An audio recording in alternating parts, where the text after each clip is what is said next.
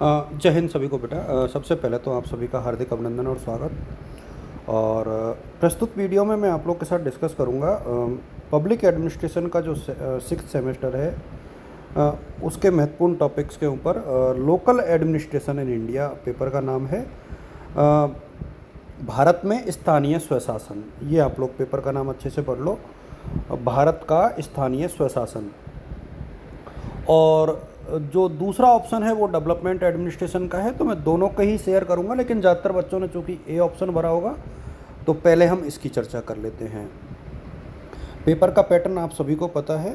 Section A जो है वो 2-2 नंबर का है और 10 क्वेश्चन आएंगे, और 10-10 नंबर के 16-16 नंबर के 5 क्वेश्चन, ये 80 नंबर के हैं।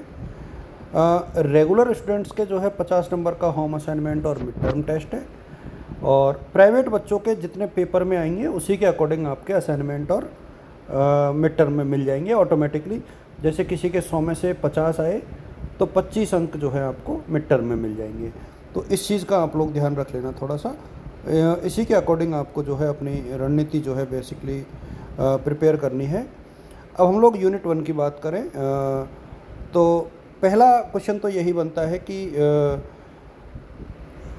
जो आधुनिक राज्य होता है उसमें स्थानीय स्वशासन का अर्थ क्या है और उसकी प्रकृति और उसकी विशेषताएं। तो पहला क्वेश्चन जो है वो बेसिकली यही बनता है। और उसके बाद जो है भारत में लोकल सेल्फ जो गवर्नमेंट है उसका किस प्रकार से उदय हुआ है, एवोल्यूशन हुआ है, और भारत में जो है 73वें संविधान संशोधन की जो विशेषताएं हैं वो क्या है, खासतौर पे स्थानीय स्वशासन के ग्रामीण परिवेश की मैं बात कर रहा हूँ। यूनिट सेकंड की तरफ मूव करते हैं। देखिए सिलेबस थोड़ा सा बड़ा लग रहा है मुझे। The organisational structure of local urban government in India with special reference to. देखिए अब यहाँ आप देखोगे कि भारत में जो स्थानीय स्वशासन है, शहरी स्थानीय स्वशासन है, उसकी संरचना कैसी है, और 74वें संविधान संशोधन के परिप्रेक्ष्य में समझाइए। तो बेसिकली दोनों ही आ जाएंगे इसमें। और इसके अलावा जो डिफरेंट लोकल बॉडीज होती है जो स्थानीय स्वशासन से संबंधित होती है,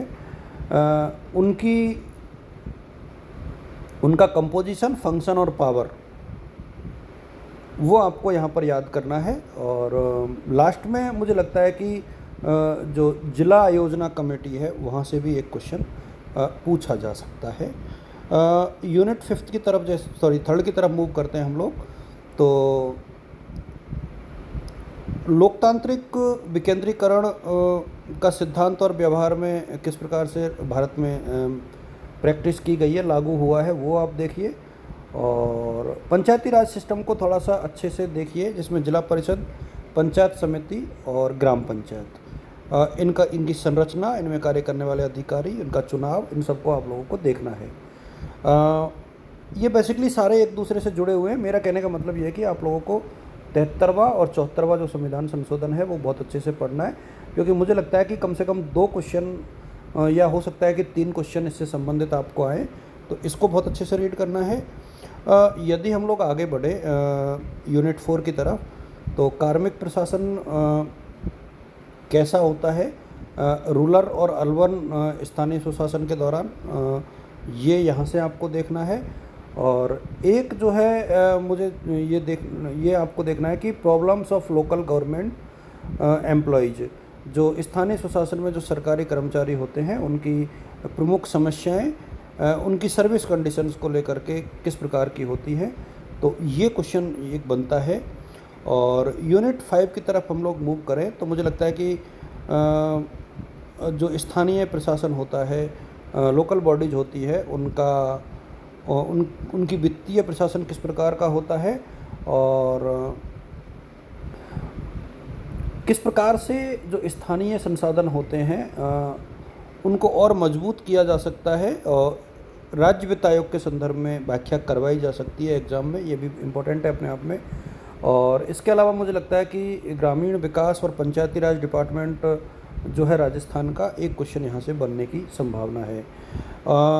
इसके बाद यदि आप देखोगे तो जो सेकंड सेक्शन है उसमें डेवलपमेंट एडमिनिस्ट्रेशन है। हालांकि ये आसान पेपर है, लेकिन बच्चों ने भरा नहीं होगा, ये एक अलग समस्या है। लेकिन मुझे लगता है कि विकास प्रशासन का अर्थ और क्षेत्र और उसकी विशेषताएं और विकास और गैर विकास की जो अवधारणा है उसका एक प्रकार से द्विभाजन। और यूनिट सेकंड के देखोगे आप तो फिर इकोलॉजी ऑफ एडमिनिस्ट्रेशन में interaction between administrative system with political cultural and economic system. ये बहुत इजी सा पेपर है, बच्चों ने भरा नहीं होगा इसलिए। अदरवाइज जो प्रशासनिक व्यवस्थाएं होती है उसमें आर्थिक सांस्कृतिक और जो राजनीतिक प्रणाली होती है वो एक दूसरे के साथ अंतर संबंधित किस प्रकार से होती है, और ब्यूरोक्रेसी का क्या रोल है सामाजिक और आर्थिक विकास में, एक क्वेश्चन यहाँ से बनता है। और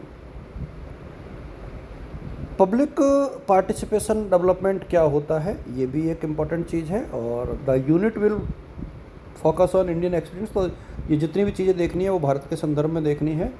और यूनिट 4 की तरफ हम लोग मूव करते हैं, तो public administration in developing countries, यानी विकासशील देशों में जो है लोक प्रशासन और उसके प्रशासनिक चुनौतियां और समस्याएं, ये क्वेश्चन काफ़ी महत्वपूर्ण है। और कॉमन एडमिनिस्ट्रेटिव फीचर्स जो है क्या होती हैं, या कॉमन एडमिनिस्ट्रेटिव फीचर्स जो डेवलपिंग क्वेश्चंस चैलेंजेज, कॉमन जो एडमिनिस्ट्रेटिव फीचर्स है यानी प्रशासनिक जो विशेषताएं हैं वो क्या क्या हो सकती हैं आर्थिक और सामाजिक परिवर्तन के संदर्भ में देखें। और यूनिट 5 की यदि हम लोग बात करें तो मुझे लगता है कि administration in development, meaning and features of development administration and, ये बहुत इम्पोर्टेंट है। यहाँ पर आप देखोगे कि administration in development, meaning and features of development administration, यानी विकास प्रशासन में प्रशासन और विकास की प्रमुख विशेषताएं क्या क्या होती हैं, और प्रशासनिक सुधार और प्रशासनिक विकास के साथ वो किस प्रकार से अंतर संबंधित है। तो ये क्वेश्चन अपने आप में बनते हैं, इनको आप लोग देख करके चलना। मेरी तरफ से शुभकामनाएं रहेंगी। ऑल द बेस्ट और गुड लक। Thank you.